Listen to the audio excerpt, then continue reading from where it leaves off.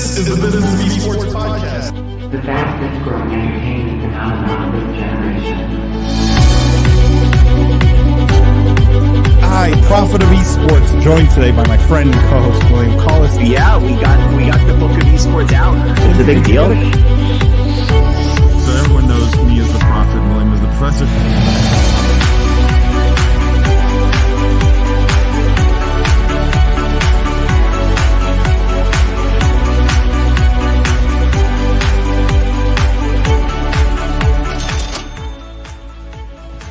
As the Prophet of Esports, I rely on trustworthy and meaningful data every day. Data from our research partner, YouGov, offers the most complete view of esports fans and gamers in the world, providing context to who they are, what they think, the brands they buy, and things they do. YouGov's connected insights and research services inform strategy at every level. If you're a team, a brand, agency, or rights holder, you should be talking with YouGov. Their partners measure and maximize ROI and are telling compelling stories with data. Visit yougov.com/gaming-esports to learn more.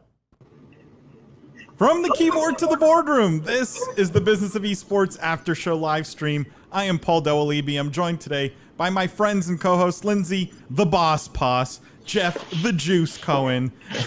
It's a working name. We're not sure yet if it's going to stick. That's it. For those of you who are new to the live stream, welcome. What we do here is we cover the pressing gaming and esports topics and news of the week, but we cover all the stuff that didn't make it into the podcast. They're still just as important. We still dissect, we still analyze all the business implications of everything happening in the industry. For all of you who are returning, who are regular listeners and regular viewers of the live stream, thank you guys for coming back. We really appreciate it. Thank you for telling your friends about the live stream. This is the best part, I'll speak for myself, of my week, because it's kind of like the podcast, but it's better because we get to interact with you guys and be challenged and answer questions. Plus Lindsay and Jeff are here, so it's hard to argue with that. How you guys doing? I missed this last week. Guys, it's my 2-year wedding anniversary today. I've been married 2 whole years. And you're spending it with us? Wow. I know. Are you guys so lucky? Yeah. I mean, this is somewhat telling. I don't know if that's it's dedication, it's commitment. Give you that. No, Kevin wanted me to inform everyone that he's extremely excited for the Apex update. That was his contribution to this program. I think everyone is excited about the Apex update. Except for Jeff the Juice, by the way. Kenneth says the Juice.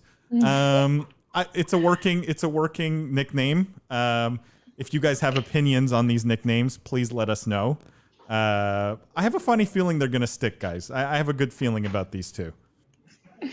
Yeah, this has been my nickname. About this YouGov announcement, partnership. We're gonna get some data. I'm a little nervous because a lot of times I like to talk without having data. It allows me to spew my opinions without using facts. So now we're gonna have to, we're gonna be challenged to actually corroborate our hot takes, our juice, if you will. Our juice, yeah. But I'm excited about that. I think it's gonna be great. I agree. Shameless plug, obviously, but YouGov have been great partners. They've been on the podcast before. We've had Ben Paro on the podcast before. Everyone tells me it's some of their favorite episodes because of all the real interesting insights and data that YouGov knows about esports and about gamers. And the coolest part about this whole thing is we're going to bring it to the live stream, guys, every week. We're going to do a little segment as part of the live stream every week, so stay tuned for that, where we will highlight one piece of data from YouGov every single week around gaming and esports. So going to be a lot of fun. And so stay tuned for that. But I am really excited about the partnership, Jeff. So you're absolutely right. Zev says, Paul, you definitely called that Microsoft wasn't getting Discord. I mean, Zev, I think it's 10 billion. I don't even know how people thought 10 billion was a lot of money in the context of what's going on. And Jeff, you're shaking your head because you were wrong here. No, I forget what I said, but I convenient. think I just caught up on your podcast from last week with Nick Groos, who, by the way, I thought was an amazing guest. I mean, that guy, he is sharp as attack. Very like intellectually, probably the best guest I think you've had. You've had bigger stars and whatnot, but just like pure, thoughts on the industry, like he's got to be up there. But I was listening and heard your 30 billion. I think that's too high, but we'll see. No need to rehash it now. This will be one of our classic bets. I'll take the under on 25. I put in my minute, in the Business of Esports minute, for anyone who listened to it today, I said Discord was going to go for at least 20. I think 30 is probably the magic number, but to me, 20 is the floor. There will be no, IPO or sale of Discord at anything less than 20 billion. You're doing like 100 million in revenue. Doesn't matter. Logic. Yeah, It's a platform with hundreds of millions of users. So Greg says, "Hey guys, so happy to see you guys." Greg, thank you for coming every week. So happy to see you. And Kenneth says, "Juice with no data. What a wild man." That's Jeff in a nutshell, right there. This is sticking. It's sticking. See, I told you, marketing genius right here. All right, guys, let me just tease a little bit of what's coming on the podcast tomorrow, and I'm sure we're going to have a bit of discussion around this because there's at least a couple topics in here that I actually would really love Jeff and Lindsay's opinion on here. The juice's opinion. Oh my gosh. It's already getting to his head. All right, so here was one of the articles. This was esports execs launch certification exam to drive industry hires. I'm sure any of you who are in the audience, in the chat, I'm sure you guys saw this. Like, esports was actually trending on Twitter because of this story. And basically the short of it is there's a company now called ECI that has launched a certification exam and study guide. So you pay them $400 and you take this exam and you get esports certified. We on the podcast, we dug into some of the questions on this exam, which I think are actually quite embarrassing, are not really esports related at all. But this got a ton of play because many, many people really hated what these guys are trying to do here. So there was a ton of hate sort of aimed at ECI around this $400 certificate or certification. I would love to know the feelings of people in the chat. Obviously, Lindsay, Jeff, I would love to know your feelings before I move on. So I have a question about this. I actually did not see this. Do you get a number score? Like, is it like the SAT or is it like a pass-fail? It's a pass-fail. Like you have to have a certain score to pass. I was going to say it would have been really fun if we could have done a bet. We could all take it. I'm like, who got the high? See who got the highest. That would have been really fun. But this is less fun. Just to give you a sense, I'll bring this up here. This is one of the questions that's on the exam. Your marketing team is experimenting with creating a soft drink. The ratio by volume of flavoring to sugar to water in the drink is 1:5:25. The soft drink will be altered so that the ratio of flavoring to sugar is halved, while the ratio of sugar to water is doubled. If the final drink contains 4 ounces of sugar, how many ounces of water will it contain? Like, does this seem like esports certificate to you? Well, I now hate this story. Woo! I mean, that makes no sense. None. There's not a lot of examples of like good standardized testing. So I don't know why you would add this as a thing. It's just. I mean, a lot of people accuse them of gatekeeping, Lindsay. I don't know if you feel that here a bit. A lot of people accuse them of like, this is just a cash grab, like $400 you should not be spending on this, and no one's going to hire you because you have this certificate. I don't know. I'm curious where you guys... Let me just read some of the comments here. Zev says, "What's up, Jeff? Not sure I love the juice, but it's growing on me. Do we refer to you as the juice on the next earnings call?" We'll see. Please refer to him as the juice on the next earnings call. Kenneth says, "I actually did very, very frustrating from my perspective." Kenneth, I'm going to read your comment. So Kenneth did the certification. Was that what the question was? Yeah, well, Kenneth says, "Funnily enough, not the first certification, but it makes it very frustrating for those of us grinding from the grassroots. The idea that esports isn't accessible is completely false. Accessible for paying jobs, no experience, sure. But those passionate folks are already doing their thing. I mean, Kenneth, I agree with you 100%. Jeff, Lindsay, I don't know if you have different thoughts. Chris says Series 7 for esports. Good idea, wrong time. I don't know. Do you guys have thoughts on this? On a certification? Like, first of all, where do you fall on the you hate this or you love this? Well, now that I saw the question, I absolutely hate it. I mean, I think at first I was sort of on the fence of like whether I thought it was a good idea or a bad idea. You know, it's always, hiring's always tough, you know, particularly when you're dealing with a nascent industry and there's people, you know, in an industry where it's like a passion driven industry, if you will. So people, you know, are often coming into esports because this is their passion. You know, especially at entry level jobs, it's not necessarily about the money. It's, hey, you want to work in the industry, you want to grow with the industry. You know, so it's always tough. It's hard to say like, how do you find a good candidate versus someone who just like loves gaming? You know, so my initial reaction was like, hey, that could be interesting, of like a way to parse out like, you know, hey, if everyone wants to be here because they love gaming, how do we figure out the person who is actually going to be good at the job versus the other person who just loves gaming but might not actually be, you know, up to snuff with the qualifications of the job. But now having seen the, you know, one of the actual example questions, it just, you know, seems like total bullshit, to be honest. So, you know, yeah, it's a cash grab. What would have been a question though where you would have been okay with this? Like if the question was, who won League of Legends Worlds 2017? Do you think that would have been a valuable certification?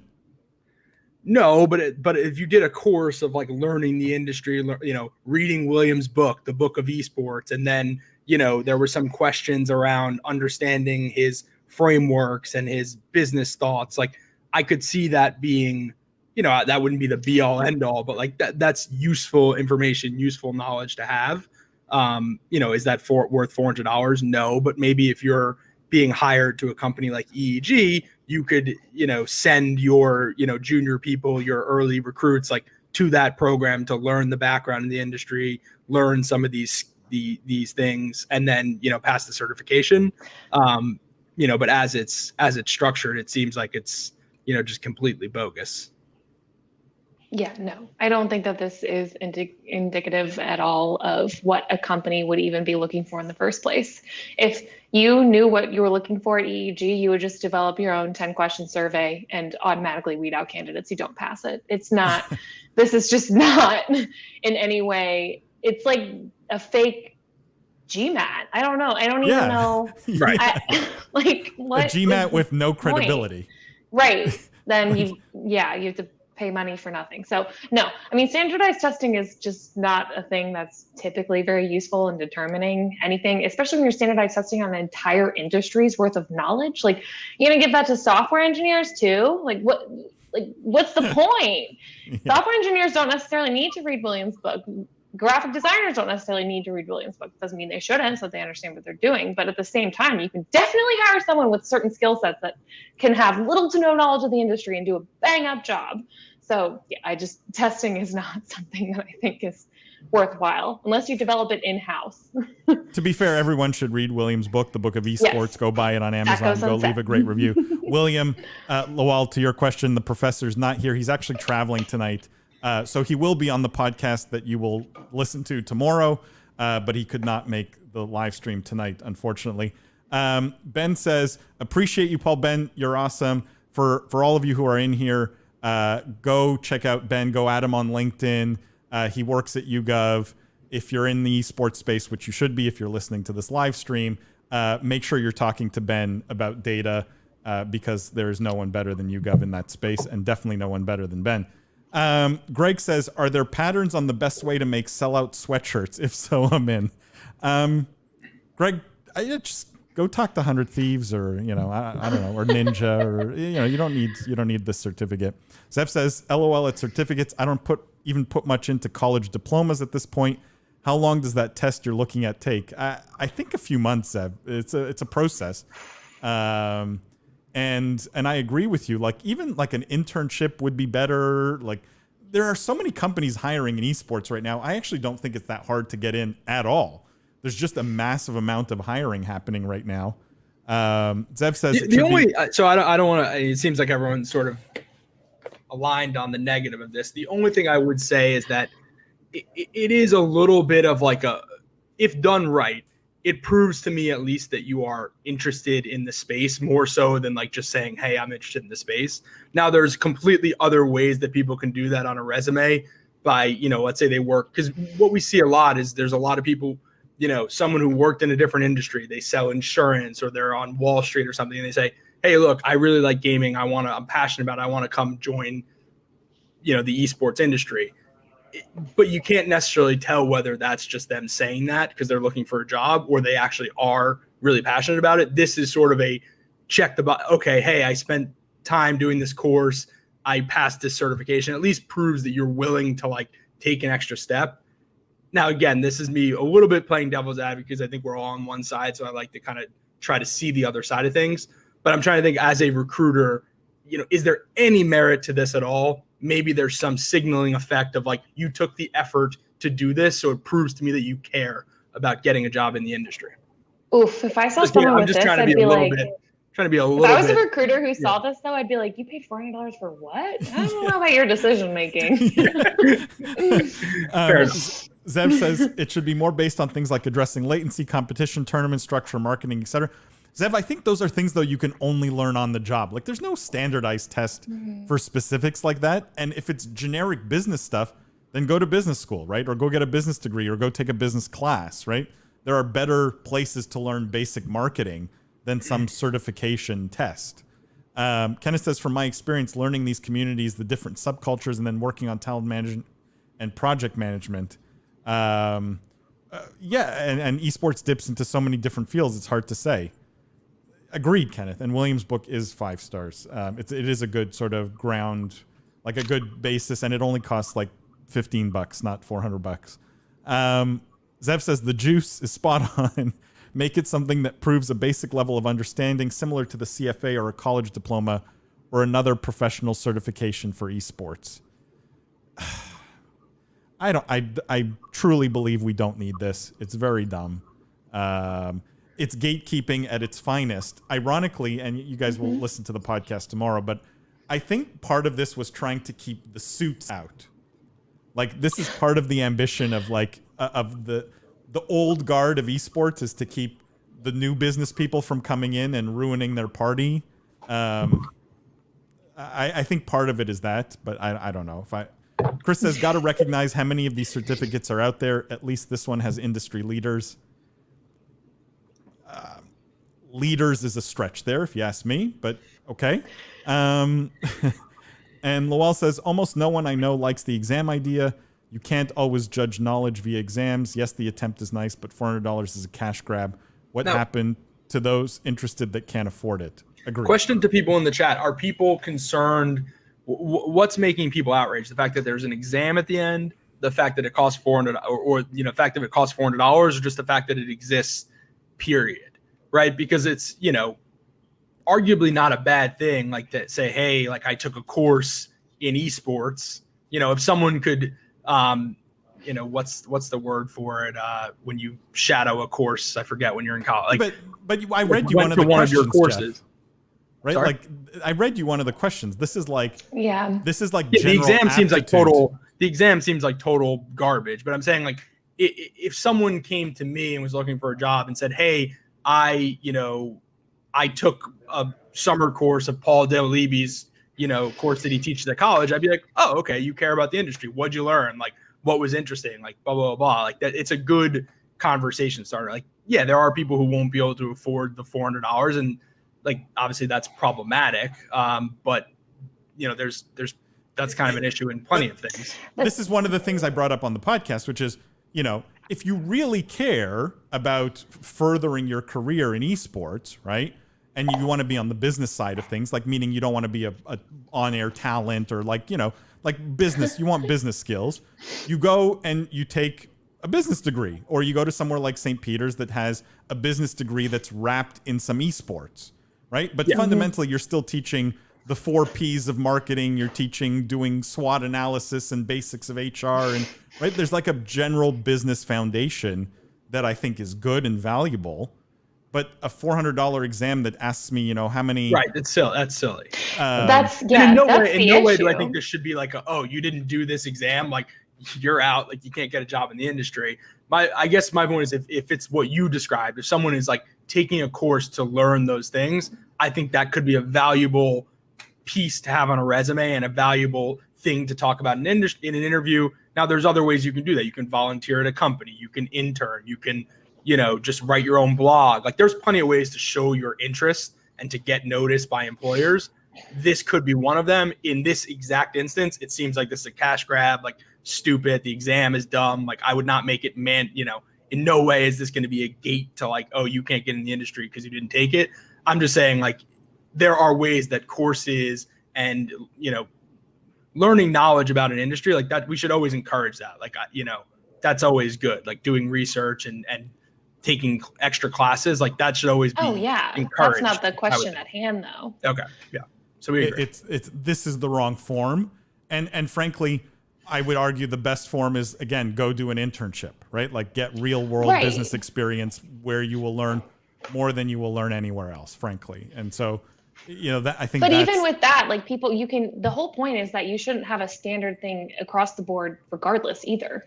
And especially not an exam developed by people specifically looking to answer or fill certain positions. Like you can get an internship, you can continue education, you can volunteer at a company, you can write a blog, you can do all of these things right now to get that experience that might cost some money, might cost zero money, whatever. The point is that it's like open and free and available for you to pursue those interests if you so choose. Putting a standardized, like you must take this test and know your geometric ratios on it is just really dumb. Kenneth says there are plenty of volunteer opportunities out there that need filled in the actual communities for organizational management and event management. The concern is that it creates a barrier to entry and a false sense of qualification. For those of us who hope to one day make a living in the space, it's just another hurdle. Agreed, Kenneth. Totally agree. Lowell says the idea of the exam is meh. Have you seen students just reading to ace the exams or interview? Actual practical knowledge is missing. Lowell, 1,000% agree. And actual business experience in gaming and esports is quite lacking, like across the board. This is why I encourage internships and things like that I think are really great ways of learning while doing. Chris says thoughts on colleges offering esports classes then. Chris, look, like I said, I teach at St. Peter's. It's a business degree first. I taught last semester, for example, marketing, esports marketing. And I would argue 80% of my content was basics of marketing. Price, product, promotion, like basics of like marketing basics. And then there was 20% where I take those principles and I wrap it in esports examples and esports context to make it, again, more appealing for people who want to go into that industry. But fundamentally, I'm teaching business basics. So I'm a big fan of those kinds of classes. Zev says that it exists way too many gatekeeping diploma BS that proves nothing already out there without adding this. Show me your trash talking skills as you rack up kill streaks in COD. That'll be more valuable than this diploma competition. Zev is quickly becoming my favorite commenter. I love you, Zev. Go work a summer at a Helix Center. There you go. That's one way to learn the business. Andrew says tests do not judge a person's real ability, just how well they can regurgitate info. Yeah, especially because like part of the $400 you're paying for is the study guide for their test. Like just regurgitating. It's like studying for an SAT, basically. Chris says cosign business first. Yes. I think that is the message here. All right, guys, I don't want to spend too much time on this. That's going to be on the podcast tomorrow. William and I have a great discussion on that. We cover things that we didn't talk about here, just FYI. The other thing we talked about on the podcast was this article on NRG selling their Rocket League team naming rights to the General Insurance. And supposedly this is a first of its kind in North America where they're naming their team after the sponsor. So the team is now called the General, which is interesting. Actually, William has a pretty hot take on this in terms of the future of sponsorship for esports teams and where this fits in. We also talk about poker's emergence as a major esport, which maybe you guys have thoughts on, but we had a pretty heated debate on this one in terms of where poker fits into the esports landscape, if it does fit. I mean, fundamentally, I mean, we've had this conversation about why, like, it's not an esport. It's not. Well, chess is. So in that context, why isn't poker? I don't think chess is an esport either. Well, I think the Twitch viewership would disagree. But why? What is that? But why does it have to be an esport? Because it's viewed on Twitch and competed digitally, and like there's a lot of people who put chess in an esport category. Maybe you don't feel that way, but there are a lot of people who do believe it's a legitimate esport. Well, I guess I would just say, like, I don't care. The definition, it just, like, if chess was invented yesterday, would we call it an esport? We'd probably be saying, "Oh my God, that like one-man development team, how he came up with this." the meta's so good. The meta's so good. Oh my God. Yeah, I mean, I guess that's fair. I don't know. I just don't think you can call poker an esport. It's a gambling game, but it's semantics, right? I guess if you're going to say any game that's played digitally that people watch online is an esport, then yes, it's an esport. That's how you want to define it. I would say that it has to be a video game to be esports, but whatever. I guess it doesn't. Well, there are poker video games, Right. Are they Look at him. like social casino, like mobile games? Like what? Chris says no. Chess isn't an esport either. It's an esport when it helps raise capital.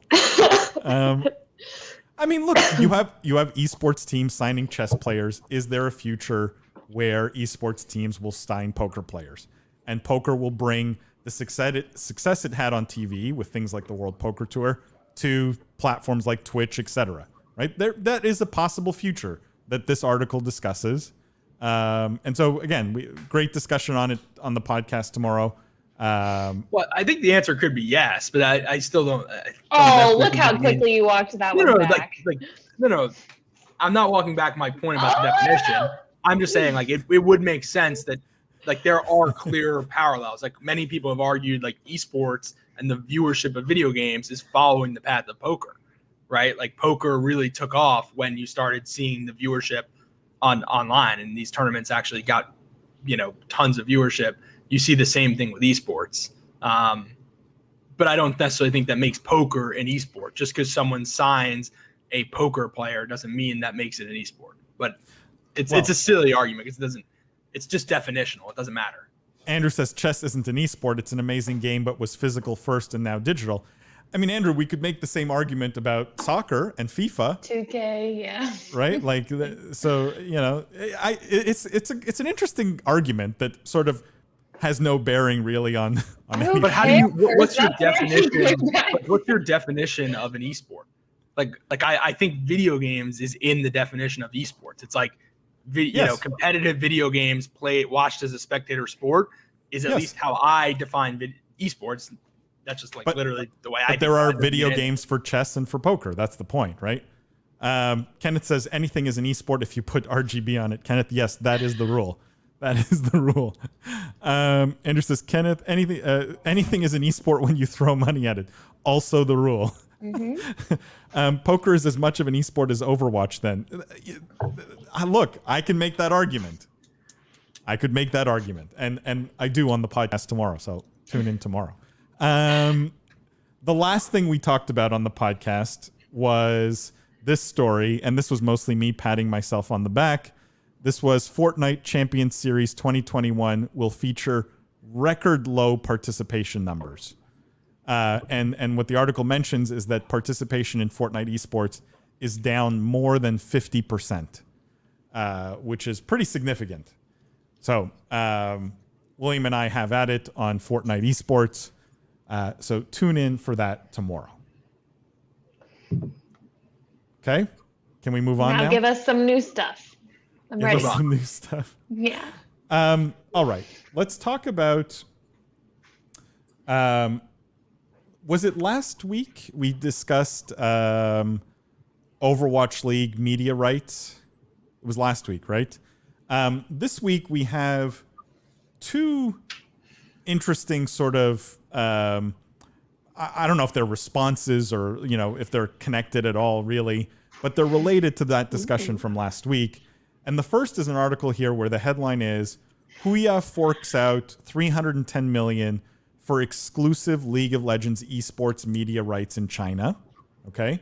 And then attached to that is this deal with Douyu, where they renewed their partnership with ESL Gaming, where essentially now they will have exclusive rights to broadcast ESL Pro Tour CSGO, Warcraft 3, StarCraft 2, Dota 2, and ESL mobile competitions in Mandarin, as well as other Chinese languages and dialects through 2021. No financial terms on this one were disclosed. I thought these two stories were interesting, guys, because in the context of Bilibili picking up Overwatch League rights for China last week, now you have Bilibili's two main competitors in China announcing league rights of their own. Is this like... Well, we weren't sure if acquiring media rights was the path to success for streaming platforms. Is it now? Can we conclude that everyone's going to start doing it now? Well, there's two things I think. I mean, one, I wish we had known this story last week. We could have saved a lot of pontificating and bloviating about the future of media rights and what it means about Chinese streaming and the internet and all of William's highfalutin thoughts that are all good ones. But, turns out,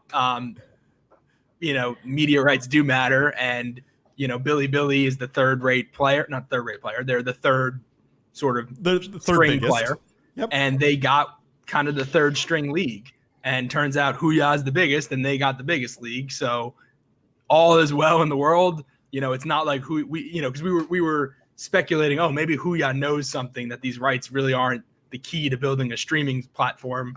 Turns out, well, that wasn't the case. Or maybe they listened to the podcast / after, live stream and decided that they really needed to get these rights. And then the last 6 days, they negotiated this $300 million deal as a response, because they were like, wait, we really do need, this streaming, media platform or media rights. But yeah, those are my quick thoughts. I mean, Lindsay, what do you think?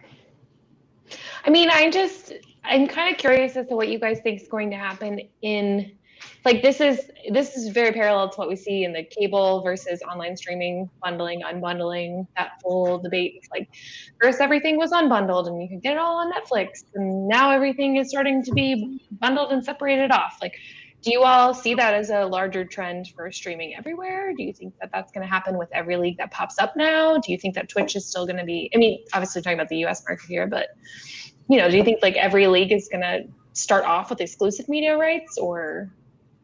I mean, Lindsay, you ask a great meta question around streaming platforms, right? Which is, what draws the eyeball? Is it the individual streamers? Is it big media rights?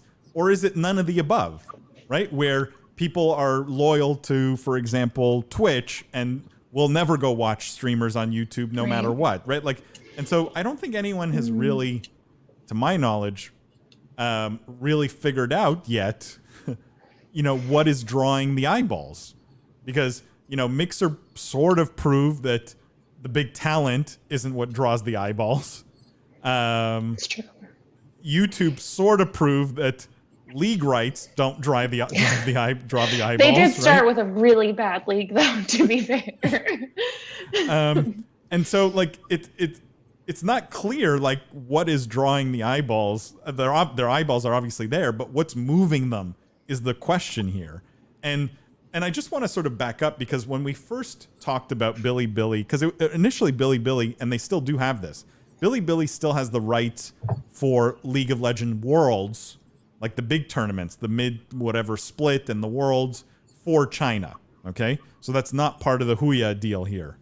And Bilibili paid a lot of money for those rights. And at the time, I think on the podcast, William and I had sort of questioned whether this was just really smart on Tencent's part, because Tencent owns Huya, Douyu, and Riot, right? So they're going, why would I give League of Legends media rights to a property I own? I'll go get cash from Bilibili, right, and milk them for this, and then it's a revenue generator for me. And so that was some of the theorizing before why maybe Tencent, Huya, and Douyu collectively said, yeah, just sell the rights to Bilibili. Now, with rights going to Huya for League of Legends for everything else, Tencent is now clearly directing content to their own platform, which is a switch. In theory, if you were going to do that, if what you guys had hypothesized was correct, wouldn't that signal that they think that the price that Bilibili paid was too much? Because otherwise, if they thought that they could generate more in advertising and new eyeballs to the platform, clearly they wouldn't, even if it was, hey, we're getting 300 million in cash, it would be, well, we'd rather have the 500 million. Like in theory, Bilibili should only be bidding on this if they can make more in advertising than they're paying for the rights. Otherwise, they're obviously doing a negative NPV trade. So I don't know what that means in the context of that, but I just wanted to kind of point that out. Like, you shouldn't be signing these contracts if you think you can't make more on advertising on the back end than you're paying for the rights. And I would think logically. Yeah, let me just read some of the comments here. Christian says influencers. I mean, Christian, normally I'd agree with you, but like Mixer couldn't make that work, right? They paid a lot of money for the influencers and couldn't make that work. Lowell says, I don't think streaming rights is the be-all. I can watch the event live on Twitch, but then run back into YouTube for longer for the conversation after. Yeah. That's true. Switching costs so low nowadays between one streaming platform to the next. Yeah. It's true. Effect's so high. But yet we're not, I feel like we're not seeing large movements of audiences from one platform to the other based on like moves that they're making. Doc says, I have one, I assume that's a question. Doc, shoot, ask the question. That's what we're here for. The Real Nylan. Hey guys, sorry for being late. So glad I could make it to a live stream again. Real Nylan, thank you for being here. No problem that you're late. Kenneth says, in my opinion, it would be interesting to see competitive esports treat media the same way that large creators do, seeing them interact with all of these different social media platforms and playing the game like influencers do. Are you suggesting, Kenneth, like be on all platforms? I think that's hard to do in practice, right? Because you want to sell these exclusive rights and if you're a team owner, like it's way riskier to try to play that game of, doing multiple different platforms versus selling, up front and getting that, $300 million. I would also imagine, that you're getting, because you're going exclusive, you're probably getting a better price. Yeah. Yeah. He says the game being the growth game, not the actual game. Yeah. Like the media rights are just so attractive to sell right now because it's like, it probably feels like free money for the developers, right? I get, is Kenneth's point like, put it everywhere because it's free marketing for your game, which is actually where you make the money. So basically just completely saying esports, let's turn back the clock. Esports is marketing. This isn't, where the real juice is coming from. Ooh. Is that kind of his point? The juice. Lowell says, for eyeballs, I think it's more about the way the platforms are designed by default. YouTube's better for content that's not live. Twitch for live content. I think it's the way the platform is made. Yeah, that's true. And I do think YouTube is not very good for live. And that has sort of proven itself out. But in China, it's an interesting situation here because like Tencent owns the two biggest streaming platforms and the biggest esport, right? And owning all three with a smaller player in Bilibili makes for like this interesting dynamic. Are they taking advantage of Bilibili and milking them? Or like why keep some things to themselves and let Bilibili have others? I find that there is a weird dynamic there that's what do we make of the price? Because usually these deals, the price is not always announced, but here it was. Is that a 1-year deal or is that over multiple years? Like what's the 2021 to 2025 for exclusive media rights for League of Legends esports for $310 million. Okay. So it's not a small price tag, right? That's 5 years, right? So $60 million a year. $60 million a year. There's, I suspect if you probably ran the numbers, there's a large enough audience there that you can sell 60 million of advertising a year against it, I would think. Which is probably why it went to a Tencent owned platform. Yeah. And maybe this was the plan, right? Get Billy to spend big time on Worlds, like on the big events, so they have no cash to, left over to pick up the rest. I don't know. Kenneth says it's probably easier for business, but not for eyeballs. Yeah, but everyone's just measuring the eyeballs right now too. That's part of the problem. No one really cares about profitability. Kenneth says, I just don't understand why they're trying to treat new media like old media with exclusivity. Being cross-pollinating is a much better long-term recipe for success. Look at Dr. Disrespect, whose numbers haven't been great, being isolated to just YouTube. Right, but that's only true until someone does it right, if it can be done right as well. Like, no one has done the exclusivity things in the proper way yet. I agree, and I think cross-pollination is probably better, but that doesn't necessarily mean that it's the only model that ever is going to exist. I think at some point, if the esports get big enough, right? The real, again, right, like the competitive esports with audiences, like we're talking strict esports here, that gets big enough, then I think the publishers have power to cut cross-platform style deals. I think today they're just taking the free money that's being thrown at them. And so this may change over time. It's just like, what's the alternative? If you're Overwatch League, right? Like, and someone's telling you we'll pay you money to stream exclusively on our platform, would you say no? What is the alternative for them when people are willing to pay for exclusive rights? Yeah, I think you're absolutely right in terms of, at the end of the day, this will all get sliced and diced as you become bigger. I mean, in kind of like Williams, every good company becomes Disney. I think every good sports league eventually will try to be the NFL, right? And if you look at what the NFL has done, I mean, they're selling like every tiny little right they possibly can. Like the Thursday night game, they have, one partner for linear, one partner for, online, one partner for streaming, Sunday night, same thing. Like they are getting every last drop of revenue because it's such a hot commodity. So as these leagues get bigger, I imagine you will see more of that, like multiple streaming platforms getting the rights. Even they'll sell some linear rights, which some leagues have, to some moderate success. So I agree. But right now, to your point, they're getting the best deal they're getting is probably the exclusive, because these platforms think that, at least their hypothesis is that it helps build viewership. They're seeing the data. So if these platforms are still doing these deals, I have to imagine that they're seeing enough data to suggest that it is growing the community. I agree.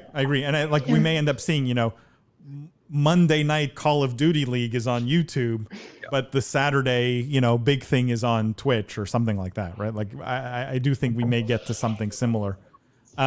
Doc's question was, and it's a bit of a tangent or a bit of a off topic here, but that's okay. What do you think about Indian gaming industry, like where they are standing in global esports industry? I don't know if you guys have thoughts. I have some basic ones. You go first. I don't have a ton of thoughts.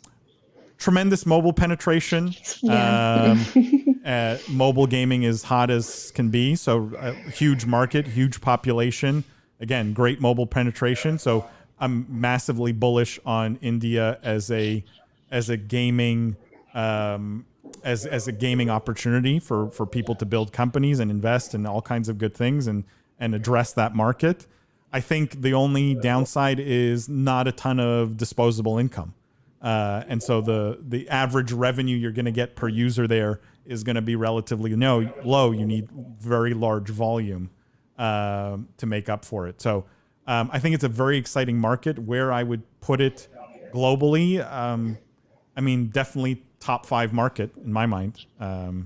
So pretty exciting from a mobile standpoint. From everything else, esports, not so much. But mobile gaming, very exciting. I don't know if you guys have other thoughts, but that's exactly what I was going to say. Yeah. I mean, to your point about low ARPU, high users. I mean, Garena has shown with what they've done with Free Fire and on kind of lower fidelity phones in Southeast Asia. I mean, you can build a massive metaverse-esque business, using with that model. So you don't need people to be spending hundreds of dollars. Like you can have an average, ARPU of $10, and if you have a billion players, you're more than fine. So yeah. Kenneth said here, I just don't understand why they are trying to. Oh no, I read this. Sorry. Real Nylon. Do we know what kind of resources that YouTube has put into their live stream services? Real Nylon. If it gives you any sense, Cam, who I don't know if he's in here, sent a tweet today about Google Stadia announcing that they were introducing a search bar. Like you could search for games. What? That changes everything. Which I'm kidding. The irony of Google taking 2 years to put search into their product. YouTube has some of the worst. YouTube gaming specifically has some of the worst management in all of tech, like all of tech. And so they have tons of resources at their disposal, but it's massively mismanaged. They should be by far the dominant live stream player. They're just so dominant in VOD that live stream, like they should be crushing Twitch. And the fact that they're not shows just gross mismanagement on their end, given the resources that Google has and the lead they have in VOD. I don't know. Jeff, Lindsay. There's such an opportunity there to be like industry leading since they have all of the resources and all of the technology right at their fingertips, and they just aren't. It should be by far the biggest live streaming platform on the planet. Like it should be. Do you think it's because Google is clueless? No, I think Google in general has, and from an engineering standpoint, Google is very strong. But they hire people at YouTube Gaming that just don't really know what they're doing, unfortunately. And you end up with products like Google Stadia, and do you think YouTube? Who has more revenue? You think YouTube Gaming or Twitch? YouTube, if you count VOD or just live? Yeah, of course. Yeah. Live, obviously Twitch. Oh, YouTube Gaming, no question. So there you go. That would be I'm sure that would be their response. Yeah, but this is again. It's like my frustration comes from the fact that YouTube should be so massively dominant because of their lead, because of their resources, because of Google engineering, right? Because of all these things. I get frustrated at companies because I think they should be succeeding, right? More than they already are, not less than they already are. I don't know. Yeah, not a lot of high priorities there with gaming, and there's not a lot of incentive to shift those priorities, despite having the resources. Yeah, they signed some influencers, right? So they have Doc and they have, Courage, I think, or I don't know. They have some influencers there who are streaming, but the streaming product is behind Twitch's streaming product, no question, which shouldn't be the case, right? Like it's Google. The technical product itself should be class leading. Yep. And it's not. So I don't know who you blame for that. A Dead Man's Gaming Journal says COD Mobile was banned in Iran. Do you think esports is getting to a level where it is being used as a diplomacy tool? Oof, that's a deep one. I don't think so, but I mean, Lindsay probably, or Jeff, you guys probably have way better sense on Yeah, this. I wouldn't think that esports would be, but obviously control of the internet is something that very much is. So things like WhatsApp have been banned, and that's been a much bigger deal. Maybe when gaming gets to WhatsApp's level of communication and sharing of things that are anti-government, it'll be a little bit more serious. But I mean, control of the internet at large is definitely a battle that's relevant. Yeah, somehow I don't think the Ayatollahs are going to come to the bargaining table to get COD Mobile back. Yeah. I mean, maybe, I don't know, but I don't know if I think gaming's the most exciting industry on the planet, but I don't know if we're a diplomacy weapon just yet. If they can't get GTA 6, then maybe. We'll have to talk to Take-Two about getting them GTA 6. Kenneth says, I love my Stadia. It makes for a great doorstop. It has search now, Kenneth, so maybe you dust it off. It seems like with YouTube and Google, the strategy has been reactive, which makes it difficult to lead from the front or lead at all. You hit it spot on.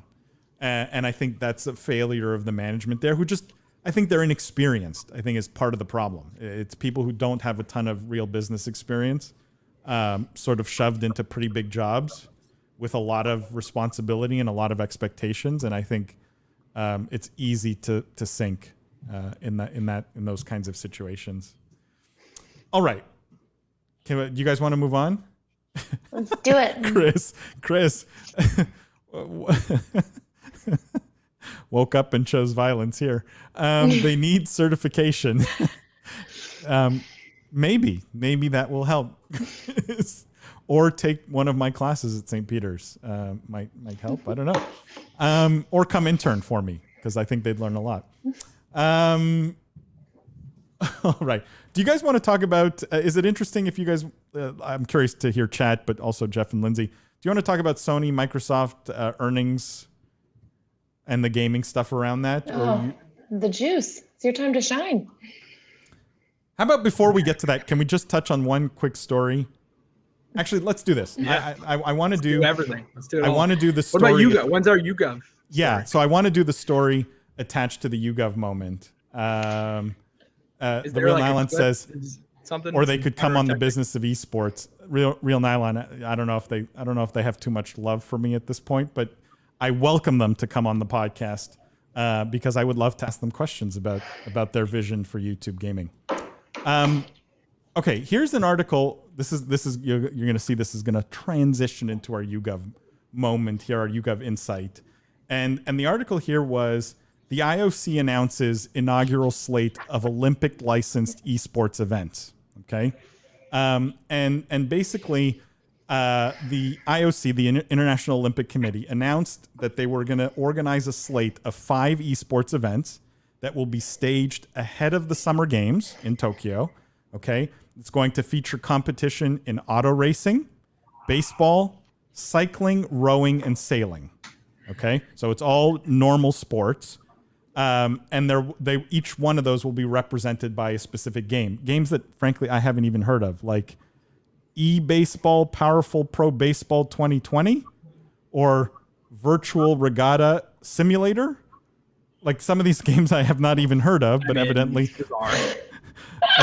they exist and will be played at this event ahead of the Summer Games. Okay, so there is esports coming to the Olympics, but in a very strange way. First, would love your thoughts on this, guys. Do you think esports is out to lunch here, Lindsay? Just imagine like a bunch of old people sitting in a room being like, virtual regattas. That's how we're going to connect with the youth. I have it. Of all the things you could have chosen, like, it's not even hard. So you are not a fan of this selection of esports? Oh, it's hilarious, but I don't know that it does anything to bring esports closer to the Olympics, which is unfortunate. The Real Nylon says, why would you not do FIFA? What in the world? I think they are. I think FIFA is, I did say soccer, right? I believe I said soccer. Let me just. What if it's like Wii soccer, though, not FIFA? I have a lot of faith here. No, it's soccer. FIFA's in. FIFA is in. Okay. Phew. Okay. So that is the soccer one. Bizarre. Oh, actually, no. Sorry. FIFA's not in. It's auto racing, baseball, cycling, rowing, and sailing. There's no FIFA. My mistake. Baseball. That's worse than the regatta. And it's not even the baseball game that people actually play. No. Yeah, it's a bit strange in terms of selections. Ramsey says, are they Japanese developers? I'm not sure. I've never heard of any of these games, so I don't actually know. Like, why not just choose Nintendo games then? I mean... And Kenneth says, never heard of any of those. If you're going to put esports in the Olympics, go full sail with League and CSGO. The two, I would argue, are staples. Yeah, I mean, the Olympics made it very clear they wanted nothing with violence, and they wanted nothing that didn't represent a real sport. So, like... There's still a lot of options out there that aren't the ones they chose, that's for sure.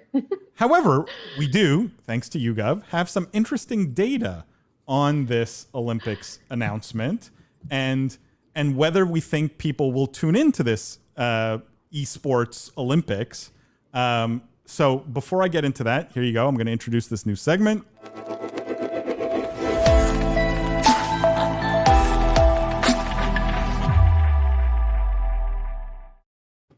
All right. Insights powered by YouGov here. Okay. Here's direct from YouGov. The IOC will host esports events. Will people tune in is the question. Okay. And YouGov pulled some data together here, lots of data together here. Okay.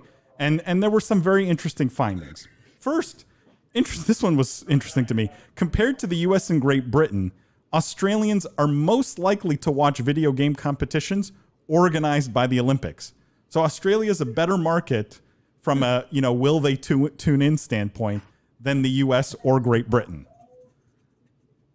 Now, it says 3/4 of the people who responded to the survey in the US who are interested in esports say they will likely tune in to the Olympic hosted event.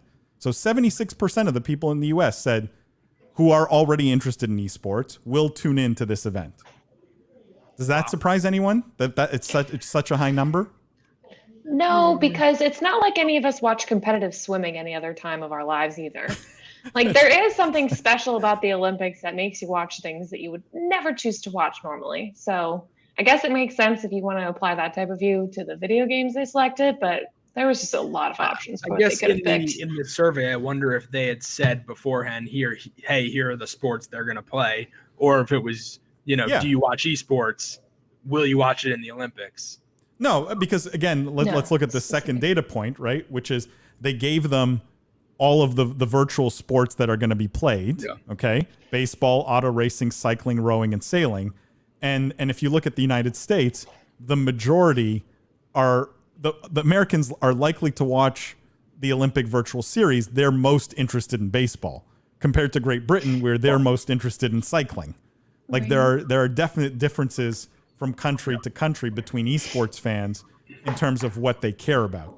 Is anyone surprised that baseball's tops here in the US? No, because it's the most of those sports. It's by far the most popular in the US. Mm-hmm. Yeah, but like to me, this one was a bit surprising because I don't think baseball necessarily makes the best esport, right?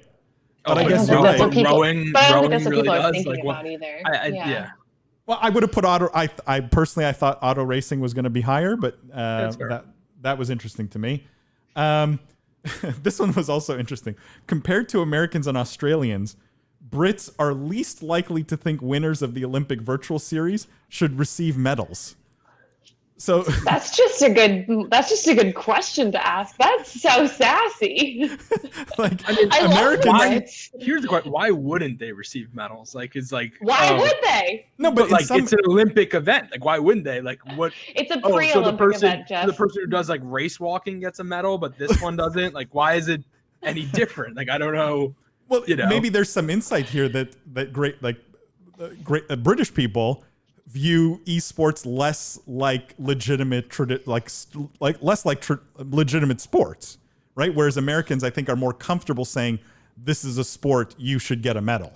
Maybe the Brits are just less into the participation trophy thing because this is technically a pre-Olympic event. Like, it's not even being included in the actual Olympic week. It's happening before. Not during the Olympics? No, it's before. It's before. Huh. Okay, I kind of now I don't think they should get a medal. I thought this was like during. See, it's not like part of the Olympics. It's like a pre-Olympic, like we're gonna show off some video games. Yeah, you don't get a medal. I changed my mind. No medal. You get something. You get like a ribbon, but no medal. One of those cool polo jackets. The real question is like, do you think is this an opportunity for us? Like, some of these games, I have to imagine, have roughly no players. Like, what are the odds we could make this Olympic team? Hi. I've never played Virtual Regatta Simulator, so I don't know. Well, I guess my point is nobody probably has. I assume this is not like Virtual Regatta where you're like rowing, right? It's like you're clicking buttons. I don't know. I actually don't know. I was wondering that rowing, too. That's totally different. You know what I mean? Like, you can row on a machine and it like does a virtual. Like, that would actually be physically very challenging. So that would almost be like the same thing as real rowing. Yeah, did they talk about like who was actually participating in these things? Like, is it the Olympic athletes doing it beforehand as a media thing, or is it actual other participants that they're flying in? Was that mentioned? No, not mentioned in the original Okay. story. I don't know if even they figured out all the details on this, right? Like it seems They just chose the regatta and went home? Like, what were you thinking? guys, I just want to say also, like, this is the kind of cool like data we're going to get to include every single week, hopefully tied to a story we're doing on the live stream. So if you enjoyed that, like, please go tell Ben Perro at YouGov or anyone at YouGov, reach out to them, tell them you loved it. They're big supporters now of the live stream. And really, they've got the best, as you saw, like the amount of data there, we barely even scratched the surface. The best data on gamers, games, teams, esports fans all around the world. So please go check them out. yougov.com/gaming-esports. They have like a ton more free research there that you can check out that's just as interesting. Let me just read some of the comments here because there's a lot that I missed here. Kenneth says, seems cool, but also disconnected and isolated away from what esports is for most people. Yeah. And it, to Lindsay's point, this seemed more targeted at like Olympics fans than esports fans, maybe. Is it the 55-year-old Olympics fan they were going after? The Real Nylon says, this looks like people within esports will watch and won't bring in a new audience. Typical Olympics. That's the challenge with all traditional sports right now, not just Olympics. It's getting younger demographics, right? I mean, but if they recognize that as the challenge, was this the right way to do it? Not clear, No. right? Christian says, I'm surprised by the demographic that baseball was voted highest to watch. Agree. Would have thought auto racing to be first. Yeah, it is. Baseball has some, it was part of the cultural zeitgeist, I think, of the U.S. in some ways, and it's hard to displace, even if the viewership is geriatric at this point. The boss laying down the hammer on those poor VR athletes. I got a lot of thoughts on that one. Lindsay, you were I'm you just thought kidding. they should get a medal, though, no? Or no? No. Oh, my I God. was You guys siding, are I was both... siding with the Brits. Jeff You- said that they should get a medal. You guys are both mean. They should definitely get medals.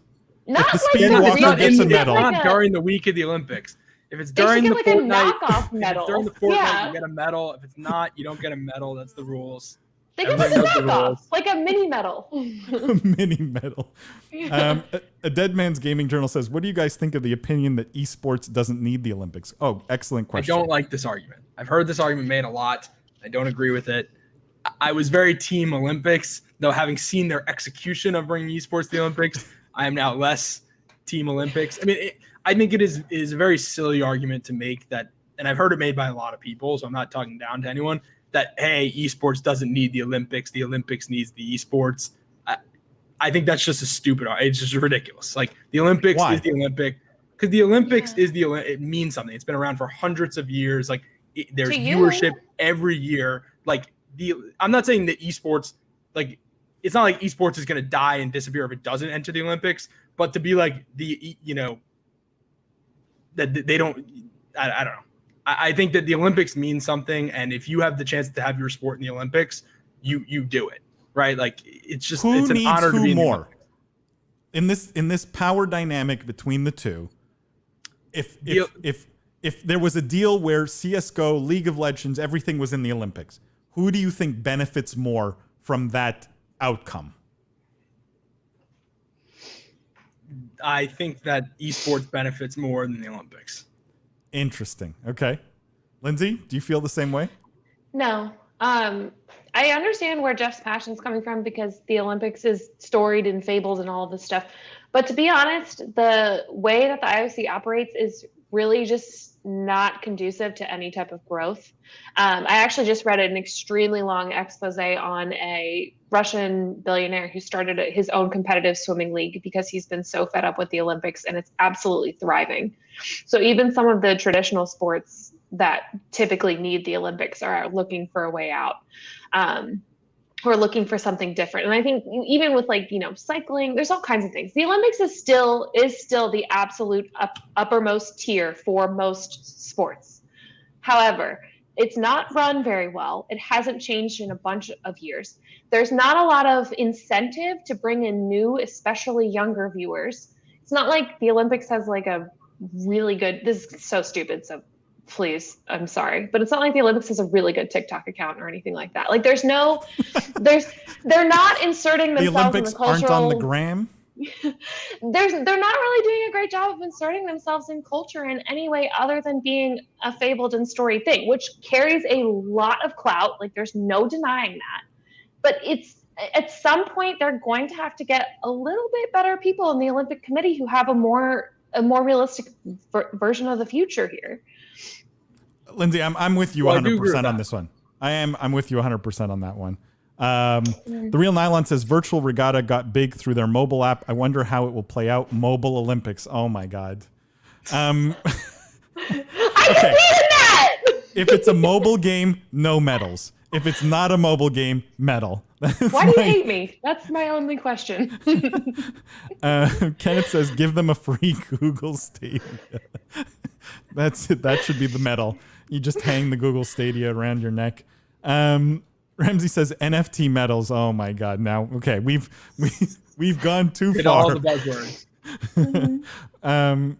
Christian says, I don't think it's a bad idea to do a pre-Olympic esports event as a test for popularity of particular esports for future Olympics.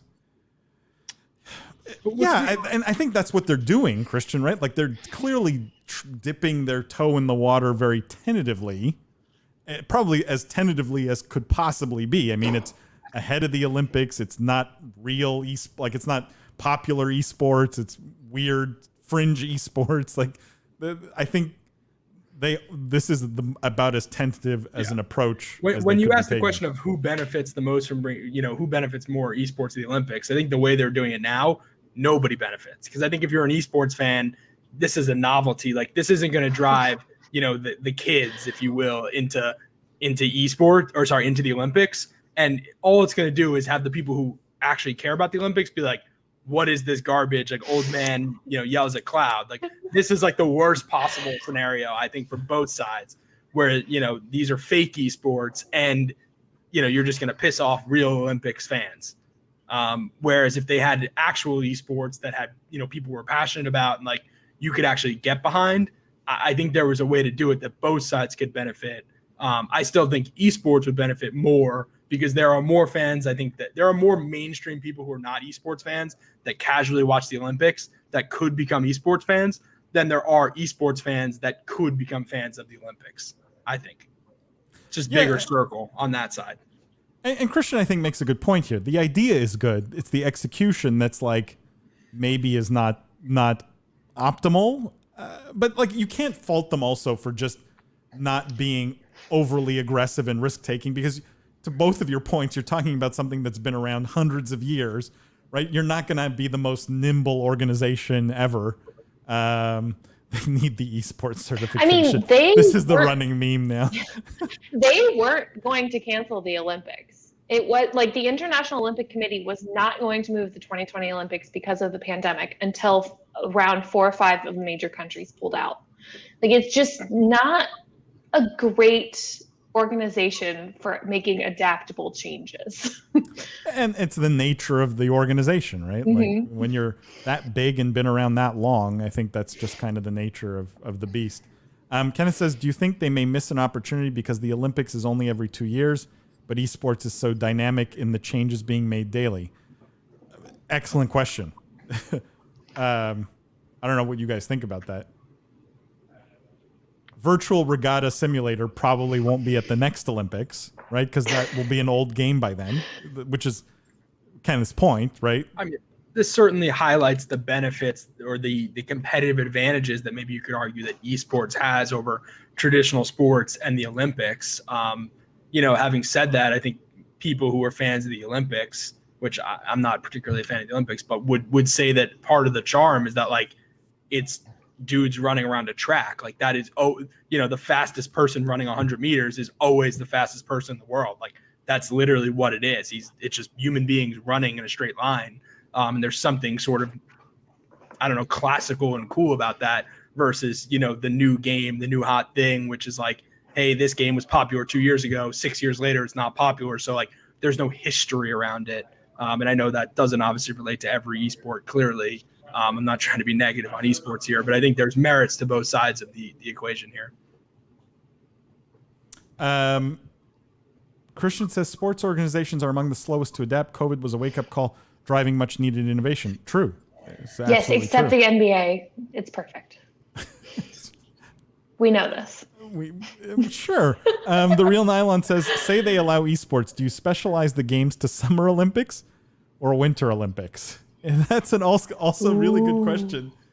What is it? Is it a summer sport or is it a winter sport? I think it's both, and you have different sports in each one. You have that's what I hockey think. for winter, you have soccer for, you know. Interesting. I think the question is, do they want to use But where real does like sports? 'Cause then Call you of have Duty real- fall? You know, you have real athletes, the digital version of real athletes. That's where it becomes tricky. You know what I mean? Do you use people's name and likeness? Like, how do you get around that? What do you mean? Wait, As what? opposed Like to? Like if you're using FIFA, is it, you know, little Lionel Messi, or is it like some digital character that's made up, that's not brand, that not named Got it. anyone? Got it. But That like, would do you be not? interesting. How do you treat this question? How do you respond to this question in a world where they allow League, like League of Legends, and not just like auto racing, baseball, Well, it'd be better, obviously. cycling? You flip okay, a but it's coin. Yeah. Is it a Summer Olympic sport or is it a Winter Olympic sport? I would think that you would go based on popularity. So, because summer Olympics are vastly more popular than the Winter Olympics and bigger. Is that really? Oh yeah, way, way, way bigger. A lot more events, all that kind of stuff. So you put the big games there and the little games in the winter. Chris says, yep, extra special Olympics esports edition. Kenneth, agreed, Olympics definitely has its own appeal. I think they struggle with distribution and appeal to younger audiences, not in the actual appeal of the actual event. Yeah. Mm-hmm. I'm actually curious what you guys think, though, on the summer versus winter question, because it's the first time I've heard that question also, which I think is an interesting one. You are seeing young audiences gain appreciation for chess in 2021, which is probably bizarre for a lot of people trying to pin down the younger generation through marketing. Oh, Kenneth, you're drudging up like already bad memories for Jeff here, who doesn't think chess is an esport. Well, so would this be an argument? Wouldn't this? Never mind. I was going to say something. I was going to say something. I don't think it works. Christian says, I could see a pre-match FIFA game between two FIFA pros from the corresponding countries. But like the FIFA, yeah. I don't know. Then it's like a sideshow. Then it's like a like sideshow. That's the problem. Yeah, exactly. Is it just like entertainment exhibition, like WWE, or is it like, hey, we want to be a legitimate sport and get medals? Because I don't think you can have it both ways, really. Chris says, winter, you should be playing outside in the summer. It's a good thought, right? If you're inside on your computer. But you know, kids these days, they would play video games while being outside. Real Nylon, I play video games while being outside. It's mobile. So, no, not mobile. On a proper gaming laptop with a proper mouse and keyboard in public places. Kenneth says, only winter maps for Call of Duty Winter Olympics. There you go. These are really good questions and suggestions. I really, I'm a big fan of that one specifically. Guys, we have time for like one more story here, I think. Do we want to do, we could do a silly one, League of Legends partnering with Uniqlo. We could talk about PS5, Microsoft, like Xbox sales, stuff like that. What's of interest to you? We could talk about Kathy Wood stocking up on loading up on skill stock. Let's do that one. The Real Nylon says, time to get the IOC onto the podcast. I would love to do that. I have some questions. Lindsay, we'd have to bring you on as special interviewer. Mm-hmm. Let's see. Well, we can talk about Microsoft. I don't know if you guys want to do that. What's most interesting for you guys in the chat? We have time for one more here. Or we could talk about the doc totally trashing last week's announcement of Valkyrie and Courage joining 100 Thieves ownership group. We could talk about that. Ooh, can you bring that up briefly while the chat decides what serious story we want to talk about? Sure. Let's bring that up. What did the doc say? Yeah. So let me just recap so everyone knows what we're talking about here. Last week, we talked about Valkyrie, or last week or 2 weeks ago, talked about Valkyrie and Courage becoming co-owners of 100 Thieves. And the doc had an opinion on this. And basically he said they made it more of a PR thing. And if you read his full thing here, it says, I think they made it more of a PR thing. It's not like Courage is getting 25% and Valkyrie is getting like 25%. You know what I mean? I think they're probably getting 1%. Maybe 2% stake in ownership. That would be my guess. So they just decided to make it a big PR move. And there's your views and impressions.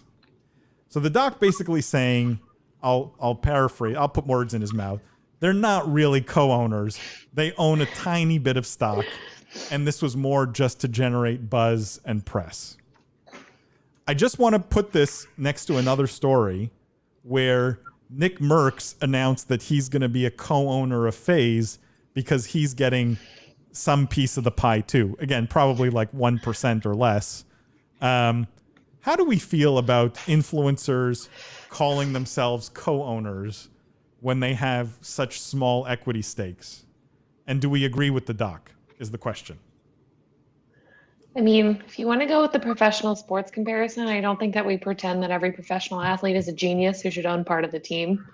So I don't think the doc is far off here. No, but the question is like, if they give you, like, look, my view on this last week was par for the course. If you have key employees, you give them some equity, right? So they're incented. But you don't go around and call yourself a co-owner in the normal business world, right? Like if you're an employee and I give you some stock, you don't put co-owner in your title. No, I put it on my license plate and a bumper sticker. Right? You're a shareholder. You may feel like an owner in the business because you are. It's just as a title, I think the doc is saying this is total PR move because they don't own much of the company. I mean, Gabe says the sad part is doc is right. Do you guys feel differently?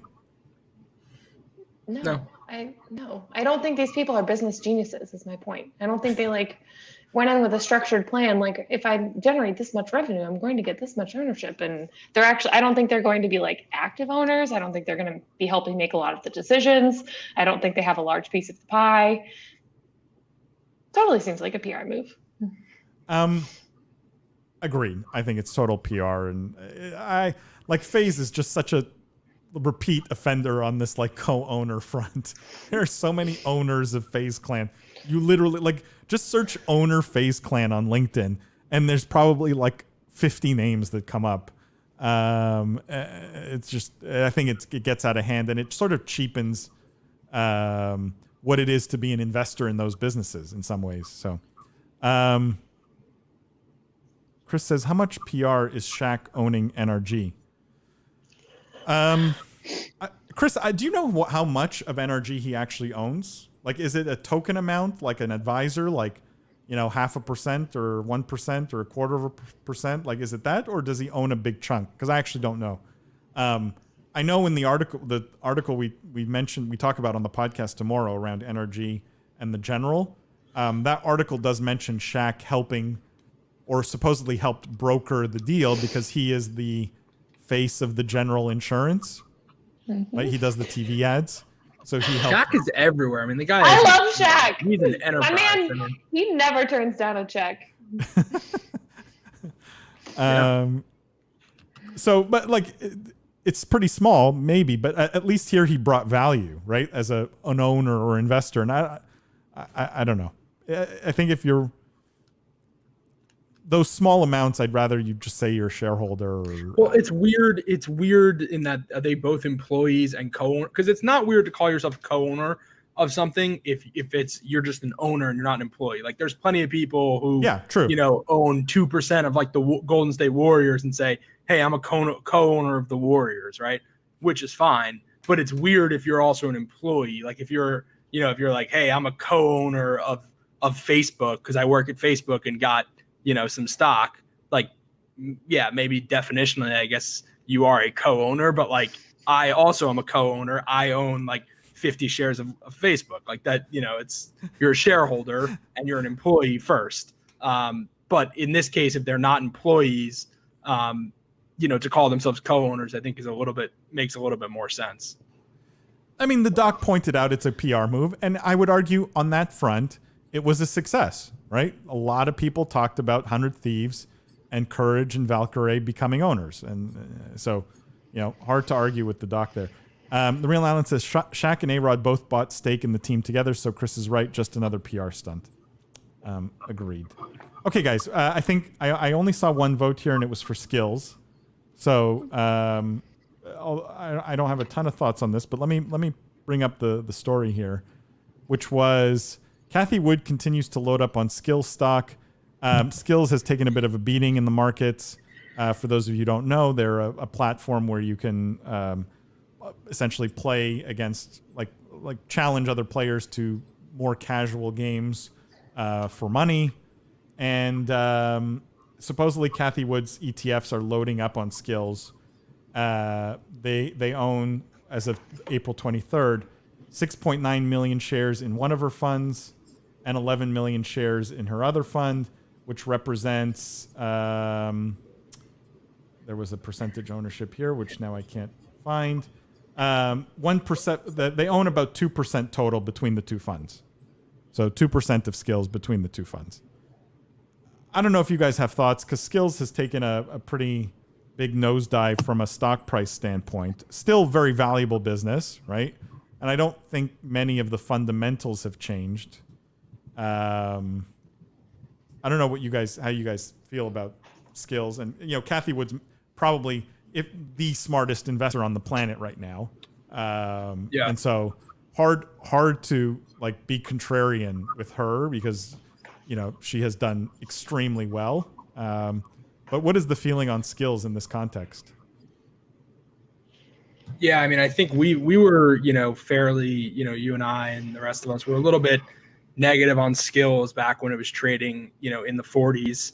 I think the valuation they were getting, they were really being valued as if they were like a social media platform, like almost a Roblox on steroids, where, what they really are, I think is way more of a mobile game developer.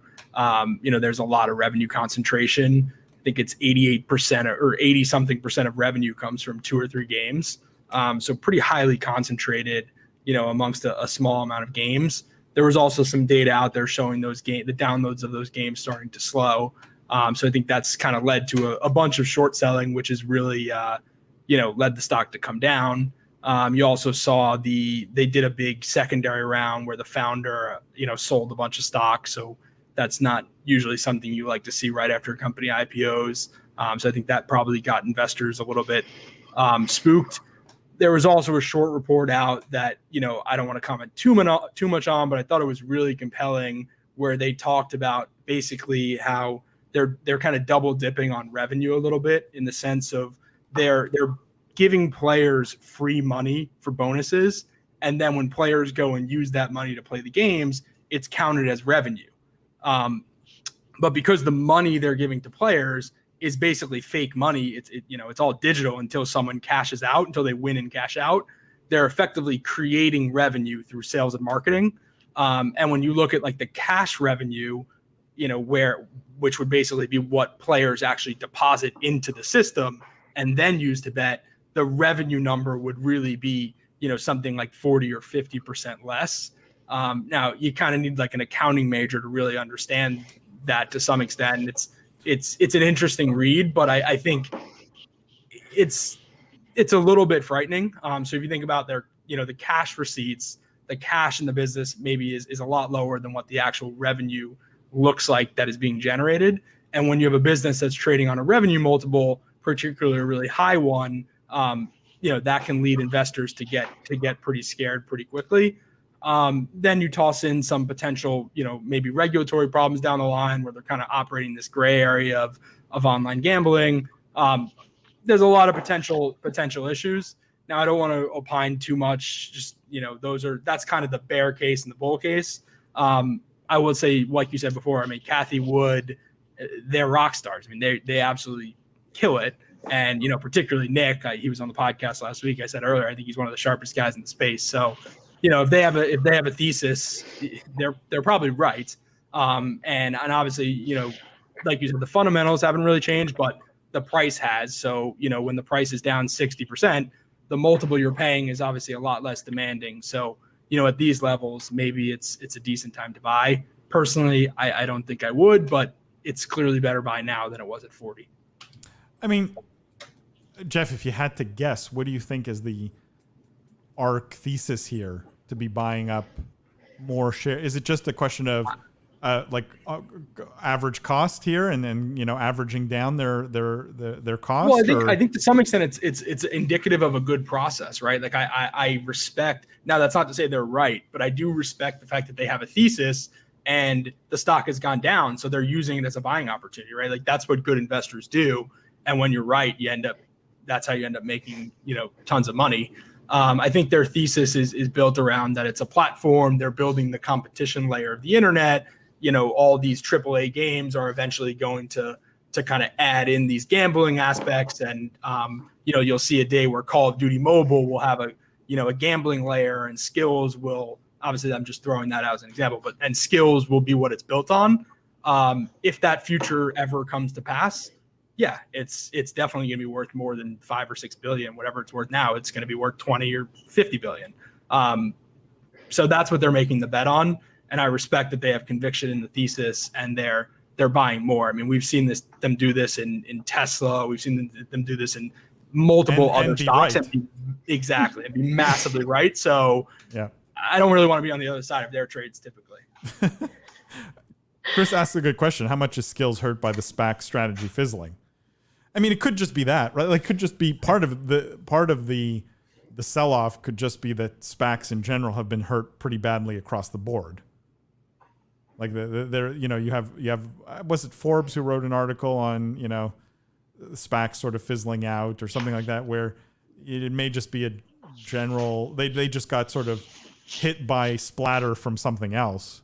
But which is weird, because it's like you would think that once it's a business, like you would once it's done, you would look at the merits of the business, not like I could see SPACs that haven't done an acquisition yet. You would maybe trade within that bucket, but that's not to say that's not happening, because I do SPACs that have de-SPACed have been getting hit. It kind of defies logic, because I would think at that point who cares how they came to market? You just look at the the fundamentals of what they are now. So yeah. Let me just read some of these, get caught up on some of these comments. Kenneth says, kind of yikes, not going to lie. Good take from the juice. I'm telling you, guys, I will, little inside baseball here. I came up with the juice like a minute before the show started. Okay. It's just a little bit of inside baseball. You don't want to know what Jeff was going with before. You just don't, don't want to know. The real question is, when am I going to get my G Fuel, your flavor, my checks from G Fuel? Didn't XQC do a flavor of the juice? Did. I mean, I would like my revenue share. Don't you know the founder? Can he hook it up? Cliff Morgan, great guy, one of the smartest guys in the gaming space. Great podcast. I may have said their product tastes like Ram's piss last week, but that was a joke from Beer Fest. It doesn't. It's good. I actually tried one I never had one. Now I've had one, and it wasn't actually Ram's piss. It was good. So drink G Fuel. I missed Kenneth's comment here, and I'm sorry, Kenneth. Athletes and influencers coming from other spaces, I don't think is a PR move. They see where the industry is going, and it just makes sense. Gary Vee bought a piece of Minnesota Rocker on the expectation that COD Esports is a winning gamble. May just be a difference in terminology, but employee-owned and driven in the esports industry plays into part of the social game. I didn't suggest that any athlete or influencer who invested in the gaming space was a PR move. I think giving a tiny bit of equity to Courage and Valkyrie and making a giant deal out of it was a PR move. Like, I don't know if it required the amount of news and publicity and videos and excitement that it got over a tiny bit of equity. I think that was the point. But Gary did. And by the way, Kenneth, if you haven't listened to the episode with Darren Glover, who works for Gary, we talk about that quite a bit, actually, this very specific topic. So definitely check that out. Guys, do we have the willingness to do what are we playing this week without William here? Is it fair to William to do that? We got to replace it with something else. We got to replace it. We gotta could do do a what are we lightning- reading? we gotta do Let's a lightning round. let's do it. Let's do it. We got to do it. We got it. It's tradition. What are we playing this week, guys? I can start. Lindsay, go ahead. Okay, so I didn't have time to play anything this week, but exciting news for people who have been following my journey through playing Mario Party every single weekend is that they just announced an online mode. So I'm actually really excited about it. So we Means I could can play with- potentially play Mario Uh-huh. Party if Uh-huh. if you could ever convince me to get off PC gaming, which will not happen. But You mean to get your ass kicked in Mario Party? I don't think you could take it. I probably couldn't. That would be too much of a bruise to the ego.